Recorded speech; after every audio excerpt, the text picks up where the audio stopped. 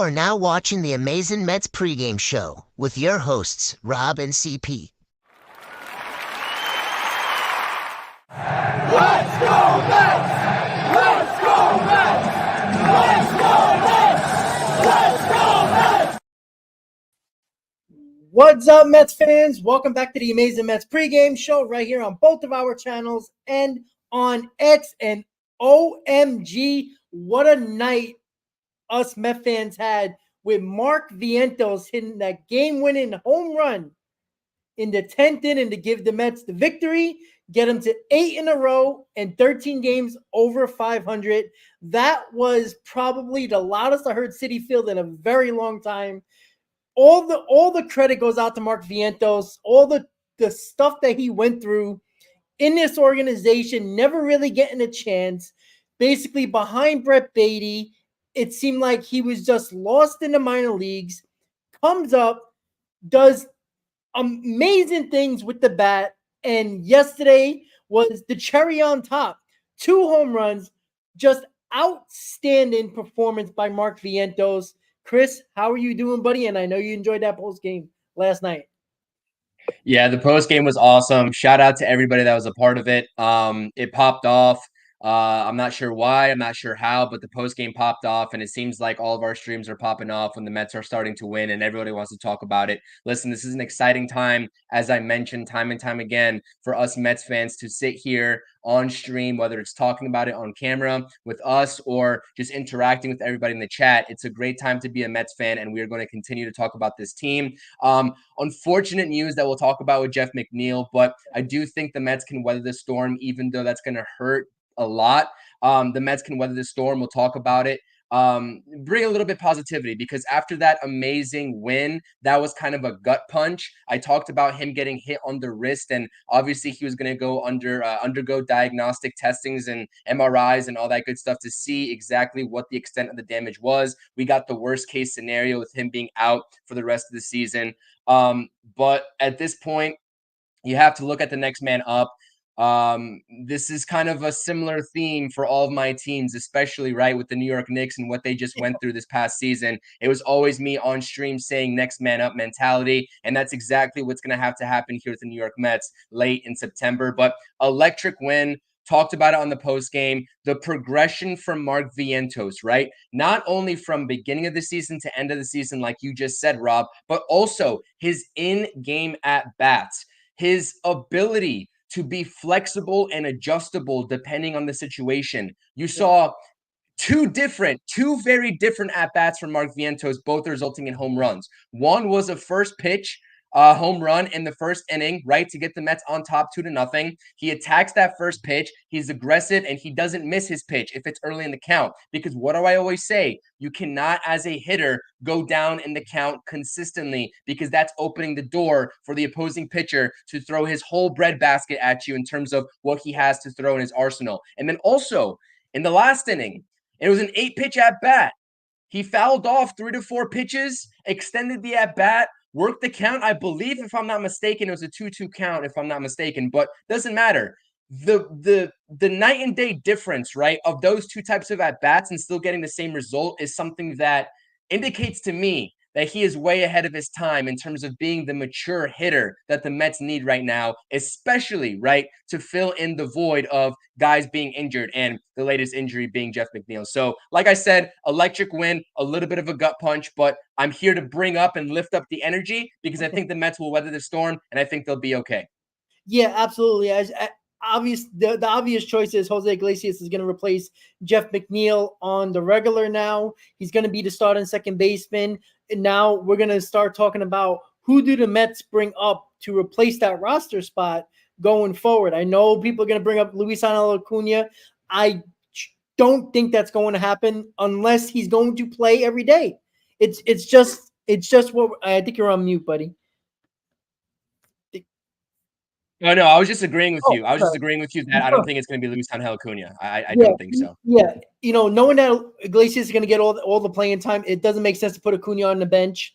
and play him once a week, twice a week. It doesn't make sense. So you're probably gonna see another versatile person, a player that can play multiple positions in the infield, maybe got some speed, and that's where you're probably going to see. Look, it is a guts punch from Jeff McNeil. He played better since the All-Star break, but at least we got somebody very capable to replace him. How many times have we had injuries in the past and we had nobody to replace him? I'm not talking about at the same caliber, but even like just, serviceable.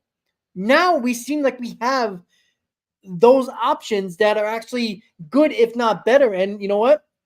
Iglesias is going to fill that part. He's going to play a huge role, just like he already has, basically platooning since he's come up from the minors for the Mets. So it sucks with Jeff McNeil. And if you listen to Jeff McNeil, and they says, is there an opportunity you can rejoin this team?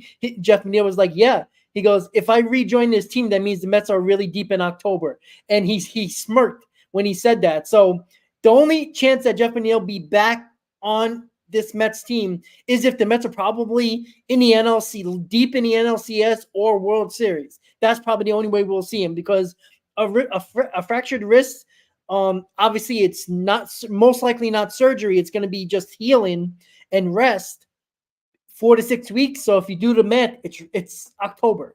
It's late October. So again, we'll see if that comes to fruition if in the future. But right now, we're talking about a game, number 1 of a series that the New York Mets took care of business. And listen, it was getting a little fishy. Shohei was pretty good. He left 2 balls up and he gave up two two-run homers. That was basically it. He looked like he ran out of gas when he gave up that second home run to with the tie game.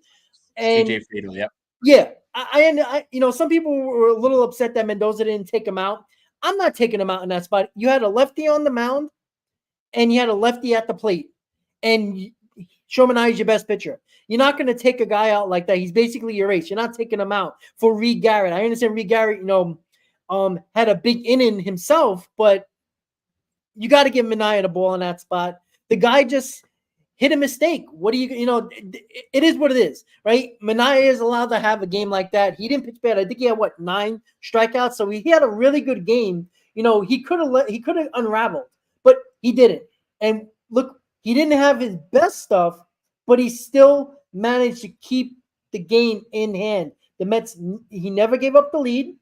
Yes, he gave up 2 homers to tie the game both times, but he kept them right where they needed to be to lead up to the bottom of the 10th with the Vientos 2-run homer to win the ball game. So, look, 13 games over 500. The Braves did win, but we did gain a game on the Arizona Diamondbacks. I think we're, a game from them now? So, again, this is the possibilities. This is the different avenues of ways to make the playoffs now. It's not just the Braves anymore. It is Arizona basically falling apart. They're not playing well. And I think over the last 10 days, the Mets gained 5 games from the Arizona Diamondbacks. That's awesome. And listen, I'll take all the avenues we can get to make the playoffs, because this team, I'm telling you right now, this team, there's something magical with this team, Chris. I know we watch them every day, and I get, the Padre fans are probably saying that about San Diego. The Guardian fans are saying that about the Guardians. But it just feels like this team has the potential to do major damage come October. And I know we're not in the playoffs yet, but I just feel like they're going to find a way to get into the playoffs, because they're not going to not let that happen going forward. I don't know. What are your thoughts about that? Yeah, I mean, we say it every single stream. This team does have a certain aura to them, right? And we'll see how much of a gut punch this Jeff McNeil loss is, because good teams and great teams even find a way to come back and weather the storm and continue to push forward, even though one of their quote unquote core players goes down. Just to say this real quick, Jeff McNeil was obviously hitting a lot better than he was in the first half. He was hitting a lot better in the second half. He was hitting 289 with over 900 OPS in the second half. But like I said, just to sort of get ahead of this, I really do think that the Mets and the way they're set up right now, and we'll see who gets called up. And I do have my kind of opinions on that in terms of who may or may not get called up, but I do think they will be okay, guys. I don't think that this is a time to panic, and I still think that this team is going to be solid, and they have the tools and the strength to make a playoff push even without Jeff McNeil. It's a huge loss, don't get me wrong, and this is terrible news, right? Nobody wants to see this happen to Jeff McNeil, but I do think the Mets will be okay. Couple things here, right? One regarding who gets, I guess, called up, right? No reservations about what you just said about this team being magical. 100% definitely agree with you. A lot of people are saying that DJ Stewart, right, will be the call up, and I think the Mets are playing actually shorthanded today with how recent the results from Jeff McNeil kind of came back, so they're going to be playing shorthanded. They're not going to be calling anybody up today. Obviously, it's almost game time at this point. We're doing the pregame, but a lot of people are saying DJ Stewart's going to get the nod. I have a very hard time accepting that, and I'd be very disappointed if that would be the case, because you already have, what, 4 outfielders on this roster, especially with Marte back. You got Tyrone Taylor on the bench as well. I think it's 4 outfielders, if I'm not mistaken. And then you have Jesse Winker as well, who'd make number 5 at this point, because you got Bader, Nimmo, Marte, Taylor, and then Winker, who can play the corner outfield. That's 5 outfielders on your roster right there. So it would make no sense to bring in a guy that is only going to be playing outfield for you, right? You need to bring up an infielder. You got, at this point, Jose Iglesias is going to be coming in and taking over for the second base duties on an everyday basis. I understand that he's a little bit older in age. So the, I guess, notion that he's going to be playing every single day before the playoffs is not feasible, right? You obviously got a guy like Pablo Reyes as well, who just got brought in just recently as well. But we don't really think of him as a spot starter for a guy like Jose Iglesias, right? The way the tandem of Jose Iglesias and Jeff McNeil was working before McNeil went down. So it has to be an infielder in my eyes, because then you can deploy the merry-go-round in terms of Mark Vientos, Jose Iglesias. Obviously, Pablo Reyes might be a little bit of a late game substitution at some time, but you need to bring up an infielder. So if they bring up DJ Stewart, it wouldn't make sense to me, and it wouldn't be logistical to me. It wouldn't make logistical sense to me. I see a lot of people saying Luke Ritter. Obviously, he has capabilities of playing third base. I'd love a Luke Ritter call-up. I think that's been way past due anyways, and I think obviously, with the long ball, he's been killing it in AAA last season and also this season. I would love to see Luke Ritter get a shot, and I think that is a lot more feasible than a guy like Luis Angel Acuna. If Luis Angel Acuna got the call, I would also love it, because at this point, I would like to see what he has to offer, especially in a scenario where you know he might be getting semi-consistent reps, depending on what happens with Jose Iglesias in terms of the platoon there. But if they decide that he's not ready, quote unquote, which I don't really buy into that excuse anyways, because I know a lot of people think of Luis Angel Acuna, or they thought of Luis Angel Acuna as some top-notch prospect, right? When they got, and he is, don't get me wrong, he is. I don't think he's on the level of like a Drew Gilbert, who's also coming into his own down there in the minor leagues as well, with however many home runs in the last 15 games that he has. But I really do think that Luis Angel Acuna, despite what his numbers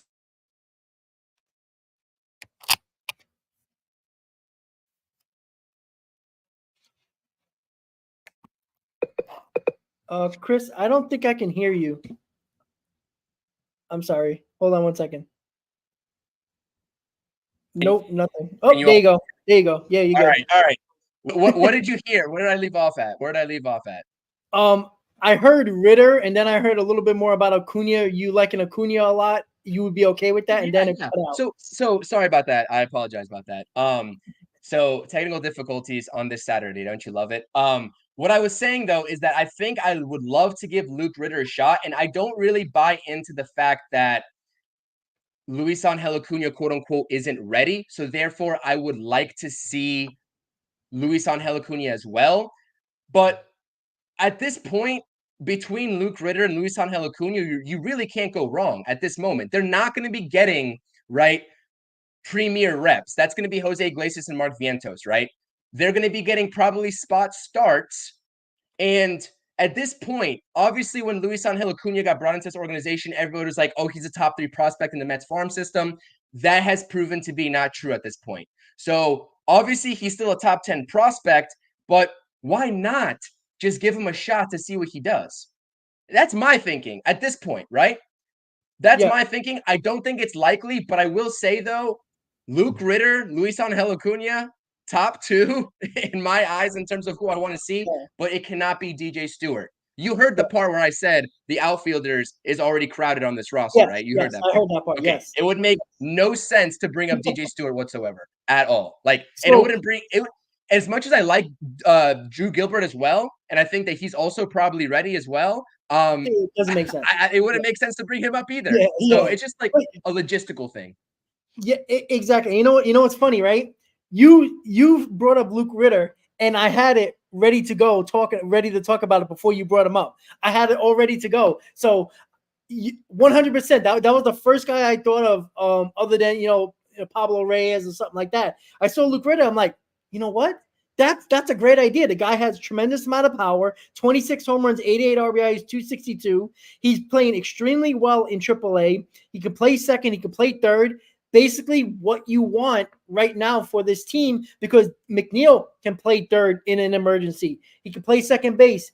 Ritter is not really an outfielder, but I think he played right field a very, very small sample size, but he's a utility infielder. And that's what the Mets need at this point right now. And he can provide power off the bat, give guys days off as well, every now and then. And look, why not have some more power on that bench? And you know what? Listen, he's the way his stats are, he deserves a call up. Why not? Let's see what he got. If he doesn't work out, I think it is between Ritter and Acuna. And I would be happy with both of them. Acuna, obviously, you said doesn't make much sense because you want your top prospect to be playing when you get called up. And that's not going to happen here when you got Vientos. You ain't taking Vientos out of the lineup. You're not taking Iglesias out of the lineup.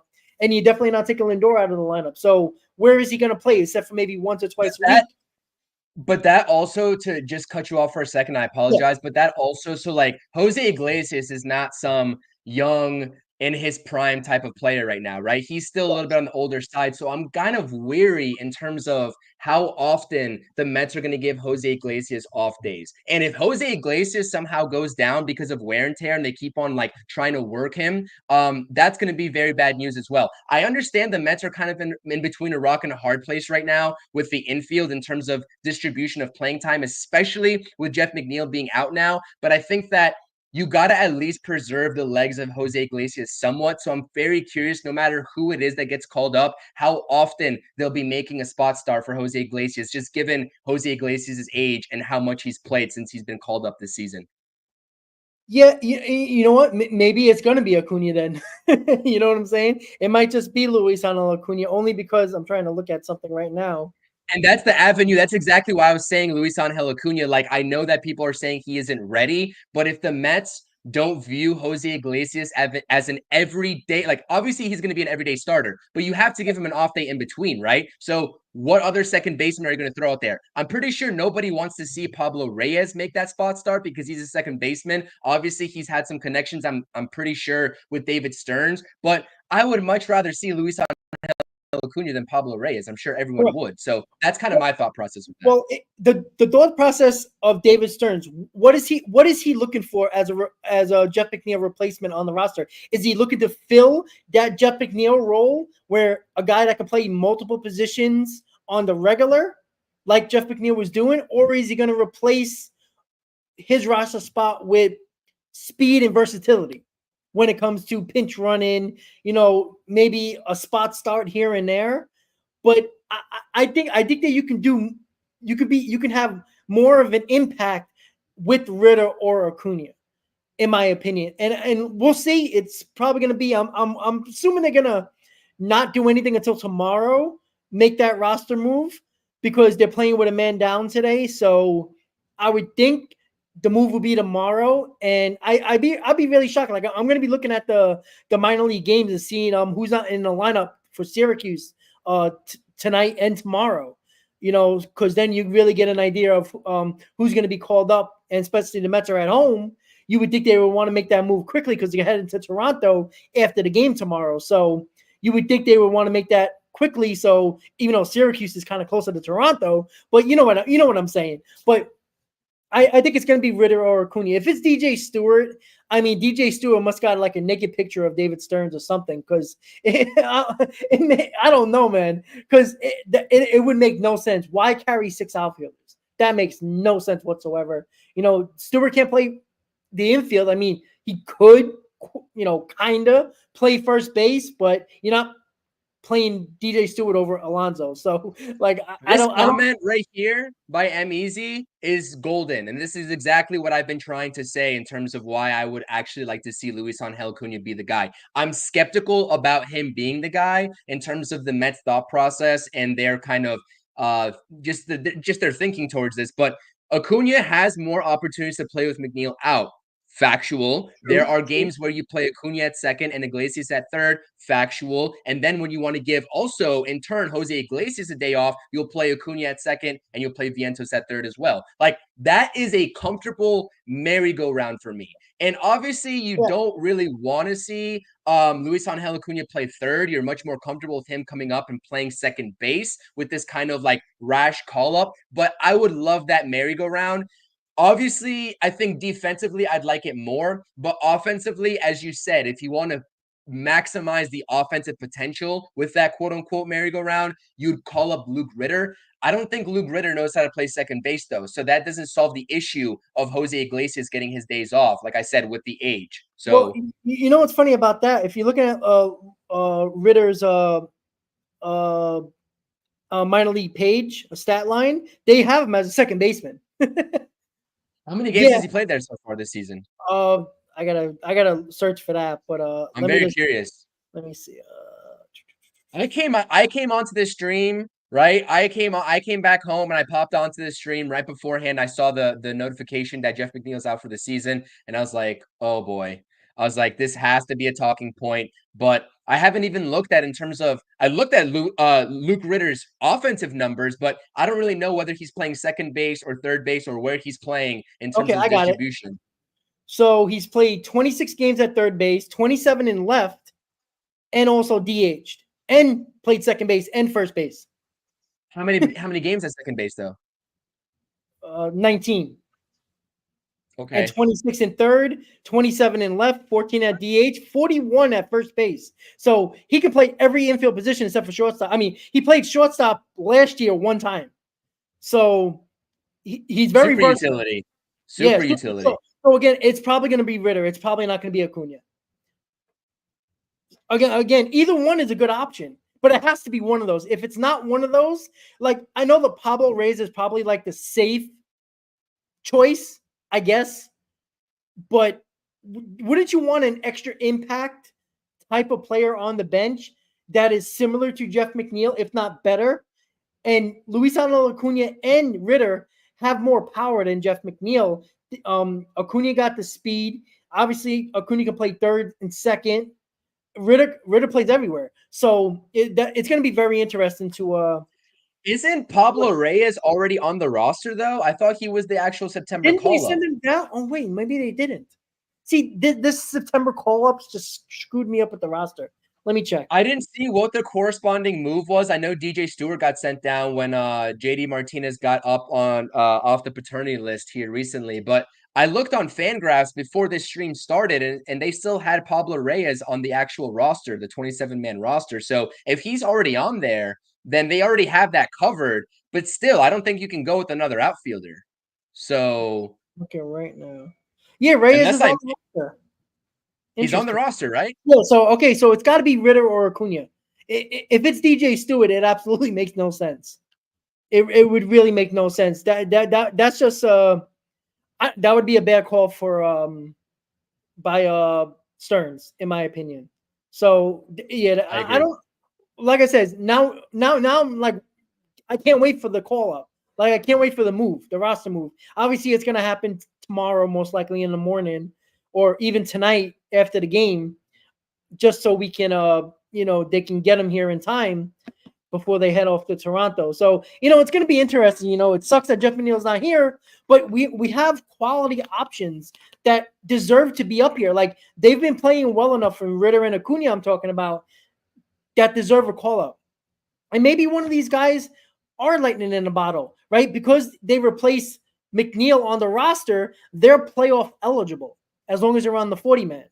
So you know how like you just bring these kids up or bring up somebody as a September call up, they're not eligible to play in the postseason. But because you're replacing a guy that was already on the active roster on the 40 man and was a starter and was on the roster prior to September 1st, that player that's replacing him on the roster is eligible to play in the playoffs. So that's another thing. Ritter and Acuna would be available in the postseason if the Mets make it. So that's another. Well, Acuna would have been already because he was already on the 40-man roster, but I don't think Luke Ritter was. So, but when did they put him on though? I think he started the season off on the 40-man roster. Well, that would suck. So we'll have to wait and see about that. But it's going to be very interesting. Again, we know we have a game today. We're trying to really talk about it, but it is a very interesting topic because I know a lot of people that heard the Jeff McNeil news was like, all right, who are they bringing up? And I know everybody talked about Acuna because that's like the shiny new toy that we have on our prospect list, but you don't hear about Ritter from a lot of fans unless you do your homework a little bit. And again, not trying to toot our own horn a little bit, but both of us were thinking Ritter prior to even thinking about Acuna because of the versatility, which we both didn't think that he had that much versatility. I mean, he plays everywhere. I did not. He plays everywhere. Like he played 70, 80 games this year, 85 games this year, and he's played everywhere in the infield except for catcher. So he even played a little shortstop. So he actually can play anywhere, and he's providing a hell of a lot of power. And I wonder if the only thing that I can think of why they would choose DJ Stewart is because of the stupid left-handed bat, regardless of his position. Because we are losing a left-handed bat, but man, I really don't care. Acuna, Ritter, they're better than DJ Stewart. I mean, maybe they won't be at the major league level. We don't know that yet, but give one of those guys the opportunity, right? All they can do is either perform or don't. And it's not going to make or break this team because if they're not going to play well when they call up, they're going to be on the bench or sent back down. So they're not going to, hurt this team and be that impactful on the negative side. But if they come up and do their job and actually perform, the impact is going to be positive. So I think there's nothing to lose. It's a win-win situation, in my opinion, right? If it's Acuna, Met fans get excited about Luisano Acuna, right? Wouldn't it be cool him getting the start tomorrow, getting called up and getting a standing ovation from the Citi Field crowd? That would be awesome. But we'll wait and see what Stearns is going to do to fill Jeff McNeil's roster spot. So we got Jose Quintana, Chris, on the mound today. I know that's like a type of scenario, but sometimes when we kind of throw Jose Quintana to the Wolves, he finds a way to throw a pretty good game, and we're like, oh, well, okay, that was a pretty good start from Jose Quintana. What is your confidence level today with Jose Quintana on the mound? It's not a very, very potent Cincinnati Reds offense, but they do have power in that lineup, as we saw yesterday. What do you want to see from Jose Quintana? What are you looking for with his line for today's game? As we always say, just give me 5 competitive innings. Please just give me 5 competitive innings. That's all I need out of Jose Quintana tonight. By the way, has anyone checked the weather? Is the weather looking okay for this game to start? Apparently it's a little rainy or cloudy. Okay. One of the subscribers are at the game today. He sent me a video. Okay. Yeah, it's cloudy. It's very cloudy and dark. So hopefully we get the game in today. Yeah, hopefully we get the game in. But to your question, Jose Quintana is, you never know what you're gonna get with him, man. It changes on a night in and night out basis. That's why it's so hard to predict Jose Quintana's stat line. That's why I asked you all in my live chat poll how many innings he's gonna pitch today, because it seems like he's good for like 4 one game and 7 the next, and there's a lot of wiggle room there in between. But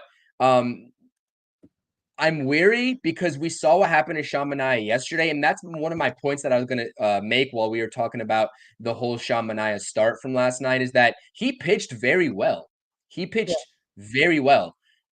He made 2 mistakes for 2 2-run home runs to Elly De La Cruz and TJ Friedel that kind of burn him a little bit. But he was spot on in the rest of that start. And I believe, as Ethan was mentioning in the chat, he was going to get out of that inning, and he hung, I believe it was a sweeper, or it was a breaking pitch to TJ Friedel, and he knocked out of the ballpark. Like, one mistake, right? And as soon as he was almost getting out of that inning. So it was a good start, and it's a little bit of a deceiving start because he's got 9 strikeouts. He had the put away pitches going. He went 6 2/3. He was 1 pitch away, essentially, from getting out of that inning and providing the Mets with a competent 7 innings. So, like I said, very deceiving, but that's what we talk about when we talk about this Reds lineup. And before yesterday in the pregame, before this series started, that's what we were talking about with them, is that yes, they're not going to knock your socks off. They're not the most talented in the world, but they have guys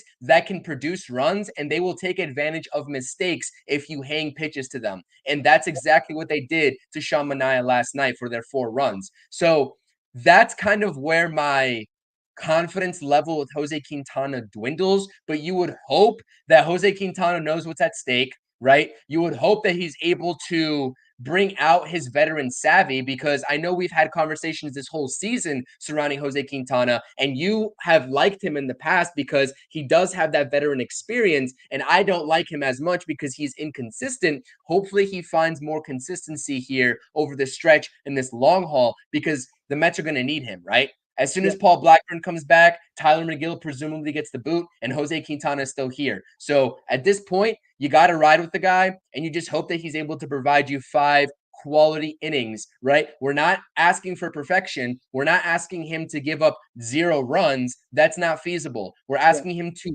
allow this offense to cook and keep them in the ballgame, and in turn, Jose Quintana keeping this offense in the ballgame. It's kind of like a hand-in-hand scenario between the 2 sides of the ball. So the pitching staff has done a tremendous job at that. Everybody's done a tremendous job at that, maybe with the exception of Tyler McGill's last start. But even then, at that point, right, it was still a close ball game at that point. So because the Mets obviously had a grand slam first to go up in the first inning, but David Peterson, Sean Manaea, Luis Severino, right, like these guys are producing quality starts. Now, we don't have any sort of I guess, lack of confidence in those guys, right, on a night in and night out basis. But when it comes to a guy like Jose Quintana, Tyler McGill, the back end of the rotation, and I think Paul Blackburn still has to sort of prove it to us, but we're a little bit more confident in Paul Blackburn than in Tyler McGill, obviously. But we need to see that from the back end of the rotation. And as long as that happens, right, if the pitching keeps this team in the ball game, I've said it multiple times, I'm very confident in the other aspects of this team in terms of the offense and the bullpen. And that should equate to a lot of wins down the stretch, despite having a hard schedule. So we'll see. It's time to go out there and do it. I know that the Reds were undecided in terms of who their starting pitcher was going to be yesterday when I did my post game. It seems like it's going to be Jacob Junis. I believe he was a former San Francisco Giant, and the Mets have seen him at least a little bit while he was in the Giants uniform. So a familiar pitcher, and hopefully the Mets offense are able to use that at their advantage and provide Jose Quintana some cushion, because I think that he's really going to need it. Yeah, absolutely. And listen, Quintana is basically at this point of the season a Mets rotation guy, number 4, possibly even a number 5. And what do you expect from number 4s and number 5s? Look around baseball, and you shouldn't expect anything more from a 4th to 5th starter. When you get those starters in the ball game, this is what you got to get. You got to get a quality start where you don't blow up in the middle of a game where you give your offense no chance. Leave the ball game with a tie game, lead, or at the very least down a run or 2 to give your offense an opportunity to win the ball game. That's what I expect from a 4th to 5th starter, like a Tyler McGill, like a Blackburn, like a Quintana. Those guys, I expect them to keep us in the ball game, keep us within distance if we're trailing, or even better, if you leave with a lead, even better. The best news we can get. Jose Quintana, just do that today, because I'm confident in this offense that they'll find a way to win the ball game regardless of the circumstances, but don't give up 6 or 7 runs in the first couple of innings and expect the offense to come back. You can't do that. You can't have a meltdown. 5 innings, 2 or 3 runs. Shoot, I'll even go 5 innings, 3 or 4 runs. I'll even take that because I'm confident that this Mets offense is going to score runs. And they've been clutch. They've been finding ways to win games even when they're not having their best performance. Didn't the other day against the White Sox we had like 15 strikeouts and yet we beat them? I know it's the White Sox, but usually when you have more than 10 strikeouts in a ball game, you usually don't win those ball games. So Jose Quintana, just give us an opportunity, give your offense an opportunity to win the game, right? Don't have a meltdown on the mound. Pitch halfway decent, 5 innings, 3 or 4 runs, and I'll take that right to the bank. And that's the key for Jose Quintana. We can't think of anything more than that. If he does better than that, great. We'll take it and run with it. But I'm not expecting that at this point right now, even though he is a veteran. Sometimes he finds it. He'll have a gem. We'll see. But as of right now, he's pitching like a 4th or 5th starter. And I can't expect more than what a 4th or 5th starter usually gives you in baseball nowadays. And that is a pitcher that is going to give up runs, not going to go deep into the ball game. You just hope it's not a complete breakdown and he gives up a tremendous amount of runs and the offense is fighting back the entire game. His changeup is something that I'm going to look for in terms of actually him utilizing, right? Because when Jose Quintana is utilizing the changeup in a correct manner, that's when he's at the top of his game. And the same thing can be said for a lot of pitchers in this league, right? But the changeup is something that I think that if he gets across and he has command of on a night in and night out basis, that's when you can kind of tell if he's going to have a good start or not. And if he's not leaving pitches up in the zone, it's okay to chase or change the hitter's eye levels, right? But when he throws 91 and 92 miles per hour with those high fastballs, hitters can turn on it. So that's exactly he's got to be methodical is what I'm saying, right? Especially with the lack of velocity, he's got to be methodical about his locations. He lives on the outside corner because notoriously that's where a lot of hitters, especially if they're pull happy, struggle. So if he's hitting that outside corner consistently and utilizing that changeup in a correct manner, then I like what I see and I will in turn probably see good results out of Jose Quintana. But if he's not, then it's a different story. And shout out to Ethan in the chat as well. By the way, shout out to everybody in the chat. Absolutely. Like I said, if you were part of the post game yesterday, it sucks that you weren't able to be a part of it, Rob. I know you got called into work late. I know things happen, but the chat was popping last night. Everyone was excited. I was up on stream excited. So shout out to you all for being here. Shout out to you all for being there last night. Please hit that thumbs up for both of us on both of our channels and both of our streams, because obviously, if you don't know, if you're on my chat, Rob is streaming to his chat, and then vice versa. Rob's chat, I'm streaming to my chat. So, or channel, I should say. But yeah, 100%. And shout out to Ethan as well, informing us that the game has now been delayed. So that sucks. That's not something I did want to hear at all. All right. Well, well, I guess I'll be watching a little bit of college football until the game starts. But yeah, look, Jose Quintana also needs a little help from the umpire too. He needs those like you were talking about. He needs to hit those corners, and he also needs to get those balls for a strike. He needs those calls for a strike. He needs to get those a little bit off the plate calls that the umpire would be nice to give him. If he gets some generous calls, it will help him extremely a lot in this ball game. And look, that changeup, look, when he was going well about a month and a half ago, his changeup was just unstoppable. I mean, that was his put-away pitch. We always talked about that. You talked about it a lot with a lot of these pitchers. They didn't have the put-away pitch. When Quintana's going well, it's either his curveball or mostly his changeup is that put-away pitch, and he'll spot his fastball on the corners. If his changeup is not working, he's going to have a hard time because you know what? They're going to be sitting on that 92, 91, 92 miles an hour, and it's not going to be a good day for Jose Quintana. So Chris just said it. It looked like it's going to be a little bit of a delay for the Mets game. Who knows when it's going to start? But you know, we'll keep you a little bit longer just to keep on going on. We haven't really discussed the lineup as much because the lineup has been doing what the lineup should be doing. I guess we'll get to it now, Chris, because like this is a similar lineup from yesterday. Right, 1 through 6, Iglesias as well, Alvarez. Bader's the only one, and McNeil obviously is not in the lineup, but Bader is the only one that was in the lineup now. So, again, what do you expect from this lineup? I mean, it's no breaking news here, but what do you expect from this lineup, this deep lineup, and I think one of the deepest lineups in baseball.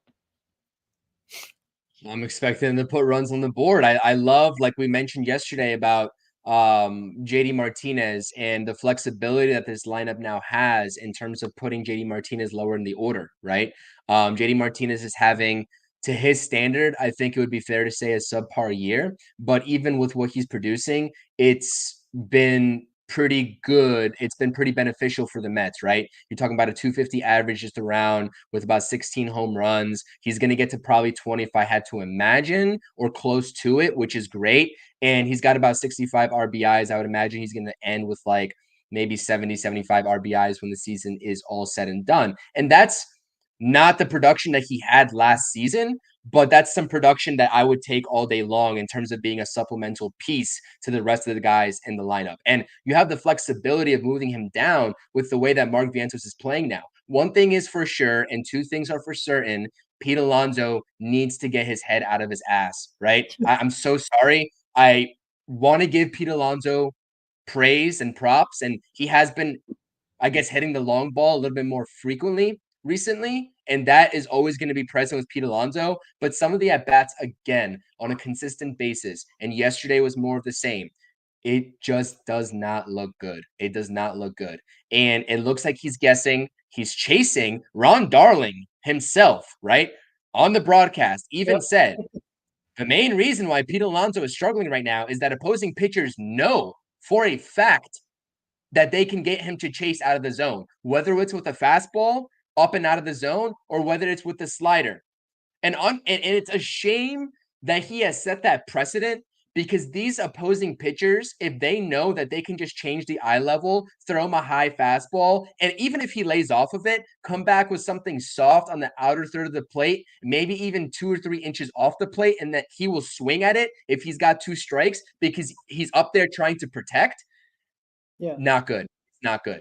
And I don't want to say it's a lost cause, Rob, but like I'm seeing a really bad pattern here. Like he's gonna get his home runs. Nobody's denying that. He's gonna put the ball over the fence, especially if pitchers are making mistakes to him, because pitchers do make mistakes. But there's no incentive for these pitchers to throw baseballs in the zone, in the heart of the zone, to Pete Alonso. And if they do, hopefully he makes them pay with it. But for the most part, they're not going to do that. And they're just going to live on that outside corner and even a little bit beyond that outside corner because they know Pete will swing at it. And that's something that is just beyond infuriating for me to watch on a consistent basis. And I know I probably triggered the Pete Alonso brain movements of your mind right now, Rob. And I know there's going to be a rant, so I apologize to the chat. But I had to say it myself. I had to say it myself because I was sitting there watching those at bats. Especially that at bat where he kind of broke his bat. I'm not exactly sure if that was yesterday or the day before. It doesn't really matter when it was. It was a bad at bat. And the frustration level on Pete Alonso's face and his mannerisms in terms of just like being frustrated out there, breaking his bat after he strikes out, the little sigh that he does after he strikes out and looks up into the air. It's noticeable. It's noticeable. And how many times are we going to sit here and hope for him turning it around and saying and getting out of that rut? How many times are we going to sit here on stream and talk about, well, maybe this is the game that Pete Alonso gets going? And like before anybody says anything, we're not here. Like I personally do not want to sit here and talk about Pete Alonso in this manner. I would love to talk about, and neither would you, Rob. I would love to talk about Pete Alonso mashing the baseball and being a competent hitter that I know he can be. But for some reason, right, whether it's the confidence or lack thereof, whether it's the mechanics, whether it's just like something going on with his eyes that's not able to, for him to pick up the baseball out of the pitcher's hand, I don't know. It's bad right now. It's still bad. So we'll see what happens, I guess. Yeah, this is not going to shock anybody about Pete Alonso and my thought process. I'm done with him. I have no faith in him at all, and I hope to any God you want to hope to or pray to. I hope he actually shuts me the hell up and goes berserk the last couple of weeks and has a great playoffs if the Mets make it. But he's shown me nothing. He's shown me signs of a coward at the plate with runners in scoring position. I'm so sick of it. Like I have no faith in him. Look, if the Cincinnati Reds were in a playoff race right now, they would have walked Vientos for Pete Alonso yesterday, and we probably wouldn't have had the Vientos walk off. Why in anybody's right mind would you pitch to Vientos when you have Alonso up who can't hit a beach ball right now? He is absolutely garbage with runners in scoring position. He is a problem in the middle of this lineup. Like, I'm sorry. I'm sick and The tired booth even said it too, Rob. The booth said it. They said that they would walk Vientos in favor of Pete Alonso. And you know what? I love Ron Down. I love Gary Cohen. I love Keith Hernandez, all those guys. But they were also the problem for the majority of the season. They were doing the same thing that fans and the beat reporters were doing. They were kissing Pete Alonso's ass. They would give him any excuse in the book when it was obvious this guy tightens up in a big spot. He's done it his whole career. I don't care what anybody says. Look at his stats with runners in scoring position throughout his entire year. And don't give me the stats on the months when the team is absolutely out of it. Go back to the months where the months mattered and the Mets were in some type of race or they still had a chance of a playoffs like 2022 where they were going for the division. Look at the numbers from Pete Alonso, not just his individual numbers, but look at the overall stats that actually mean something, like runners in scoring position. Those are a problem. It's his entire career. His whole stat line with home runs, with RBIs are so flawed. It is embarrassing that a lot of Met fans finally took so many months, if not years, to realize about this guy. He's not a superstar. He's a borderline star, if that anymore. He has become a guy who is an average player that has power. You know how many guys that do the same thing in baseball? You're not special. And that's the sickening part about it, because I was fighting with a lot of Met fans for a while. Chris, you were on a lot of the shows. We did roundtables for 2 years now, basically. You know for a fact that I've been talking about this for a while. And it's not that I don't like Pete Alonso. It never is the case. I want him to be a career Met. I want him to be hit the most home runs in Mets history, hit 500 home runs as a New York Met. I'd love a career Met. But I'm not going to continue to, kiss his ass like the booth did for many, many, many years. And these prior couple months before they actually started talking about it, when they actually started to put the stats on the screen about Pete Alonso. They did not do that from April all the way until like July. They started to do it in August or late July. So finally, everybody's coming around about Pete Alonso, that his numbers are very skewed and they're misleading. Just because they look nice, you got to dig a little deeper and realize how poorly he has been in the big moments when games and the months actually mattered for this team. Not when you're 30 games out, not when you trade everybody and your mother at the trade deadline and you're going to give me August and September stats that mean absolutely nothing. That's the problem with Pete Alonso. Hopefully, he can still prove us wrong. Like, we can all look like fools in the next couple of weeks where he just goes crazy. But we've been saying this for 4 months now. It's getting ridiculous now. And now it's all in his head now. You can shave your beard. You can shave your mustache. You can go clean shaved. You know what? Shave your fucking head. Shave your pubes. Shave your chest. I don't care. Do something. But it's getting ridiculous now. Like, you're looking like a fool. All right? I know baseball players are superstitious. I was superstitious when I played as well, right? Well, when things were going well, I would wear the same baseball socks. Like, I would be that crazy, right? But when things are going well, I would, have the high socks. I would, I would do all types of crazy stuff. I understand that. But I don't know if Pete is overworking himself in the cage to get right. He just needs to calm down at the plate, because you see him. He's already swinging the bat before the pitcher's even throwing the ball. Like, you see him fidgeting. You see he's stepping in the bucket. He's already out in front of almost every pitch. The balls that he hits are that out of the ballpark are usually breaking balls that just speed up his bat, or he's in a favorable count where he'll be looking for a fastball because he's become a complete guess hitter. And if he guesses wrong, he is looking terrible at the plate. So, Pete Alonso, let's go. Like, I don't care about your contract. I know you do. I don't care about your contract. I'm very, very on board with you not being a Met in the future. So, you know what? Make me look stupid. Make a lot of Met fans that turned on you look stupid. Because did you hear the groans when Pete Alonso was striking out with runners on? You heard that Citi Field groan? You never heard that when Pete Alonso was at the plate. You hear it now, right? And he's starting. Look, he is so used to everybody having his back regardless of the situation. And now he's not getting the biggest cheers anymore. Lindor is. Vientos is. Not Pete Alonso. It's not that very, very, loud, Pete Alonso chant or just a loud cheer when he gets introduced at the plate. It's a huge difference now when people are expecting you to fail. You are not the ray of sunshine of these Mets fans anymore in their eyes. So not right now. You are the problem, and you are the biggest problem in the middle of this lineup. If you don't get it together, I mean, I'd love to say the Mets can go deep into the playoffs, but how much better could this team be if Pete Alonso actually have a pulse?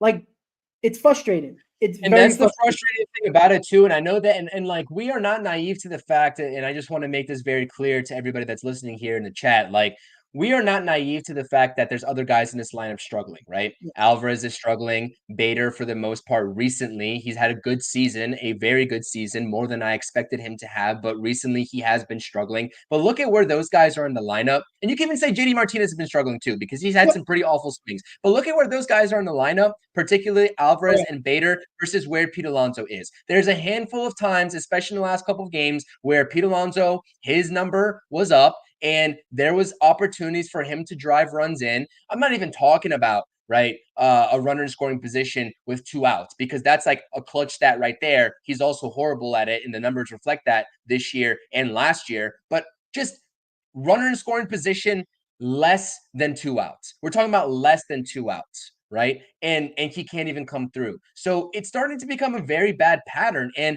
the statistics behind your clutchness and your ability to hit with runners in scoring position, those are out there. Like, we can all research that, and we can all see that, and we are seeing, and the broadcast is making it come to light as well, that you're hitting 210 with runners in scoring position. That might even be lower now after the last couple of games, and it's just not good. It's not good. So it's not like we haven't seen Pete Alonso be successful with runners in scoring position a handful of times, especially over the last couple of years. We've seen it out of him. We just haven't seen it consistently, and especially not this season. And I agree with you, Rob. I agree with you in my, I guess, hopeless, optimistic mind that Pete Alonso still has the chance to prove us all wrong and go on a tear and fortify and solidify this middle of the lineup. Because if Pete Alonso is hitting the ball well, right, not even lights out, but just well, that 1 through 5 primarily is very dangerous. Yep. Very dangerous. And obviously, I'm not talking about Nimmo as well, because I think he's also been struggling as well. But we talk about Nimmo definitely deserves some criticism as well, because he just has not been putting together competent at bats either. But Pete Alonso is, when he's on, the impact that this team will have, in my humble opinion, like you just said, it'll take us from an already good team to a team that can make a push for a division with how many games left against the Phillies. At worst, at minimum, a 2 or 1 seed wild card spot. So that's why we're always just holding out hope for Pete Alonso to go on this tear and solidify this middle of the lineup, especially with how Jesse Winker over the last, 13, 14 games has been playing, has been swinging the bat, and as well as Mark Vientos. He's been an absolute tear, 24 home runs on the season. So, like, it just, like, those 2 guys on either side of him, sandwiching him, the whole talk was give Pete Alonso some protection, right? That was the whole talk. And honestly, at this point, Jesse Winker, JD Martinez behind you, or JD Martinez behind you for the most part of this year, you can't make that excuse anymore. Nope. what Pete Alonso has done has been all on him, and it's unfortunate to see. And I'm not doubting that it's not his talent level that's not kind of coming up big for the Mets. He does look like he's pressing out there. He Yep. does look like he's stepping in that box nervous, like you mentioned, Rob. I see it as well with the mannerisms. Like I said, when Pete Alonso is up there, and his approach at the plate and the way he steps into the box, it doesn't look natural. Like, I know when Pete Alonso's on, everybody here has seen Pete Alonso performing at the top of his game, and the way he's conducting himself on the field right now does not scream confidence to me. So I'd like to see that turn around. I'm gonna cheer this guy on because right now he's a New York Met, and we don't know what the contract negotiations are gonna hold this offseason, but bottom line is that he's a New York Met for the next month at least, right? Right, in Yep. terms of the regular season. And we're going to need to see this guy perform if the Mets want to go to where we think that they could potentially go. And that is get into the playoffs, one. And then after that, you always say this, once you get into the playoffs, anything can happen, and maybe go a little bit further than that, which would already be a win at that point. So it's frustrating. It really is. And I really didn't want to sort of end this stream talking about that, but it's something that everybody, if you haven't already, you might be sleeping under a rock. I don't know. But yeah, everybody's eyes should be on Pete Alonso in terms of what he's doing on an at-bat to at-bat basis. Yeah, you know, his season, I mean, it wasn't as worst as Conforto's contract year, but it's seemingly looking very similar, where the guy turned down a very generous offer prior to the season, like Conforto did, thinking that they were going to get a big payday after the season's up in the offseason. And who knows what Pete Alonso is going to get. It's going to be a fascinating offseason for the Mets and Pete Alonso and where that's going to go. But again, we're 141 games into the season. We got, 21 to go? Look, that's it. It's 3 weeks of baseball left for the regular season. The Mets are tied with the Braves, a game and a half away from the Diamondbacks, and I think they're three and a half from the Padres. The Mets are right in it. They're definitely have possibilities of making it, not just with the third wild card, but other wild card, and possibly further reach is the division. But right now, Jose Quintana's got to do his job. This lineup's got to do their job. Today is the day we win a series. You win the series today. Tomorrow we talk about the sweep with Severino on the mound, right? If you can win this game with Jose Quintana on the mound, we're going to be riding high into this post game. And just a little break news here. Pure Adrenaline Sports John is also going to join me and Chris on the post game today. So it's going to be three of us on the post game, hopefully talking about a Mets win. And, you know, this is probably going to be a cool routine for a lot of us. Again, the Mets community is growing. The Mets community is a lot of fun, right? It's always great bringing more and more people together, especially Mets content creators together. And look, that's what we're trying to do here. We're trying to get everybody on board, and me, Chris, and John are gonna hang out with you guys after the game, whenever that might be, because it ain't gonna be 7 o'clock anymore. Most likely, it'll probably be a little later. So, Chris, any final thoughts before we close this pregame? Well, Juan is saying here with the super chat to you, I think he says Pete might sign a 1-year prove-it deal like Severino and Manaya, and I absolutely agree with you, Juan, 100%. Like, I think that could be, and let's not forget, everyone talks about Pete Alonso. He's got a qualifying offer waiting for him from the Mets. I think that if the Mets can't figure out an appropriate long-term solution, they're going to slap the QO on him, because even if he walks, they get a draft pick in terms of compensation. So they're going to do that to Pete Alonso at the very minimum. A lot of people forget that, and I just want you all, as we approach the offseason closer and closer, to know that at worst, you'll see Pete Alonso back on a qualifying offer. But if he doesn't want to take the qualifying offer and some other team is going to be out there giving him a long-term contract or maybe a 3 or 4 year deal, and he wants to take the security, okay, at that point, he walks. You have more flexibility in terms of not tying up that kind of cap space. You have a lot more flexibility for David Stearns, and then you can go ahead and get that draft pick compensation in return. So good point as well. And I think people just need to keep that in the back of their mind. But other than that, I don't really have anything else. I'm not satisfied, Rob. I'm not satisfied with 8 wins. I'm not. Especially as long as the Braves win ball games, I'm not satisfied. I want 9. There's no reason to lose, right? Just like last night, we said it on the pregame. There's no reason to lose this game against the Cincinnati Reds, albeit you had your better pitcher on the mound, right? Win 9 straight. We're going to be buzzing on this post game, just like I was buzzing on the post game last night. Very excited to do the little trio post game. It's going to be broadcasted to all channels. This is awesome. Love the Mets content community. And it wouldn't really be anything without the support of everybody in the chat, whether you're in Rob's chat or my chat. And I just like every single stream, I want to make sure that you all know that we are reading these chats. We are trying to interact with you all as much as possible while still maintaining the conversation amongst ourselves here on the screen. But we definitely appreciate the support in any capacity. And thank you all from the bottom of my heart, again, for 900 plus subscribers. The post game did very good numbers last night, and I finally got to 900 plus subscribers. Now on the way to 1,000 subscribers, and that will be the ultimate mark for me. I do this for fun. Right? We don't get paid doing this. Like at least I don't. I do this for fun, but it's awesome to see the growth of the channel. I've been doing this for about a year and a half now, I want to say, ever since the start of last season in 2023, and it's been an amazing ride. The people that I've met have been awesome, right? Everybody that has been on screen with me, and also just everybody in the chat. Like even if I don't know you personally, it means a lot that you're here and listening to us and listening to me. So I definitely appreciate that. On that note, right, I'm going to pour my heart and feelings out onto the stream, obviously, right, in celebration. But yeah, let's win us a ball game. That's the bottom line.